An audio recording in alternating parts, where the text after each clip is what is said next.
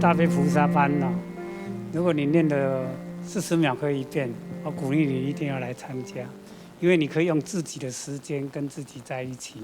尤其你跟着音律走，那是一个让自己安定的一个过程。但你要跟着自己走，那叫独处。像我们一天要持上1000遍，那个速度之快啊，会让自己会骗自己。后来我们在持咒要设检查点，像我们一个师兄，他从这里走到那边可以念1遍，但如果走了一半就1遍哦，就是自己被骗了。我们里面都会骗自己哦。你要看那种花钱或那个过程是很绝明的一个过程，但大悲咒哦，那打字那是活菩萨99亿佛给我们的欢喜光。刚刚我碰到国外的师姐，她说：“持大悲咒，阿根师兄，你最大的感受是什么？”我说：“我们家里有钢琴哦，钢琴弹久了，要请人家来调音，大家知道吧？我们这个心用那么久，你知道怎么调心吗？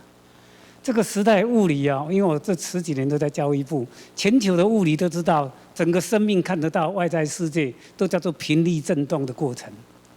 哦，大悲咒就是会调整我们的频率振动。只要你耐得住性子，好好跟咒融在一起，你的心性会自然被清明回来，因为那就叫调心。尤其在大家的将愿力、大众的互相成就，修行这个叫大众威德力。如果叫你一个人要这样做一天，你看我看你就回家了。就跟这么多人来成就我们，我们就在那个咒的音律里面，让我们的心跟着就安住下来。我来的时候，人家就问我：“阿根师兄，你去那里到底是什么？”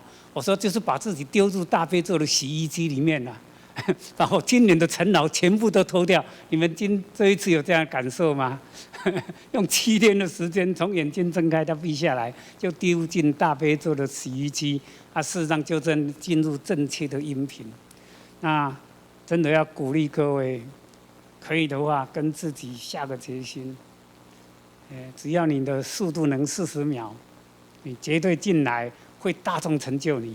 40秒，我们今年是第1届的大悲菩萨班，我们的大悲团长那个松泽师兄，听到我说一天要持1000遍，他第一个就跟我讲：“阿根师兄不可能。”他说：“我在家里练了好久，不可能超过700遍。”你知道我说你只要有愿力，菩萨会成就你。他说你爱供求，结果他那一天来闭关，一个禅关3个师姐，我们在护关的人都会在念咒啊。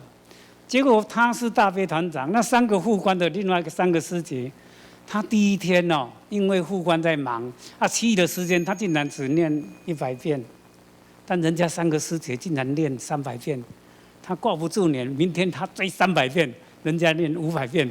第3天他练500遍，人家700遍，回来就跟我讲：“阿根师兄，1000遍没问题了。”哇，人还是要有善知识的支持，祝福各位我们真的碰到最好的师父，最好的跟身边的人谢谢，明年一定要来。